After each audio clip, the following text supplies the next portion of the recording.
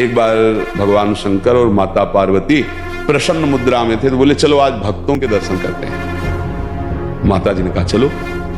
भगवान एक साधु के वेश में हो गए, माता जी पीछे साध्वी के रूप में हो गई। एक धनी आदमी चारपाई पे बैठा सुपारी कतर के खा रहा था, 50 गाय भैंसे सब। उससे कहा भाई 100 ग्राम दूध दे दो, हमारे ठाकुर को स्नान करवाना है। बिगड़ गया, जाने क्या क्या अशुद्ध शब्द बोल गए।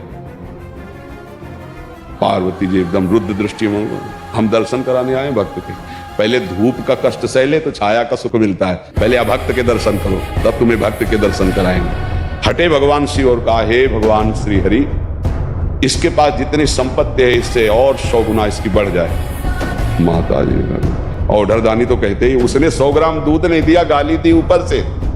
और ये भगवान ऐसे, फिर भगवान बोले आओ चलते हैं तुम्हें भक्त के दर्शन कराने। तो एक गांव में गए, तो फुसा की झोपड़ी थी, उसमें उसकी माँ रहती थी। एक गाय थी, जवान आदमी, गंगा जी पार्श्व में बहती थी। गंगा नहा के भजन करता, माता की सेवा के लिए मेहनत करता, और गाय जो थी 100-200 ग्राम दूध देती थी, उससे माता जी की सेवा।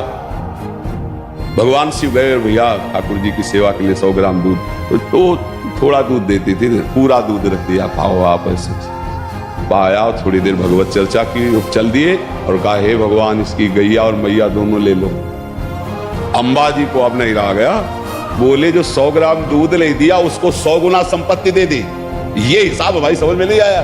और जिसने जितना था उतना दे दिया गरीब आदमी, तो उसके दूध की जो वृत्ति आती थी वो गैया, और बात करने के लिए थी मैया, दोनों आप ऐसा बोले। यही तो समझ ठीक नहीं, समझो अभी इसका कुछ समय गैया और मैया में जाता है, अब ये अखंड भजन करके परमात्मा प्राप्ति करेगा। और वो उतने वैभव में तो अपमान संत का कर दिया, जब 100 गुना और बढ़ेगा तो महापाप करेगा, नरक जाएगा। समझ रहे? तो भगवान के विधान को हम लोग समझ नहीं पा रहे। अगर हमें भगवान नहीं दे रहे तो जरूर हम पर कृपा कर रहे हैं, ऐसा हमें मानना चाहिए।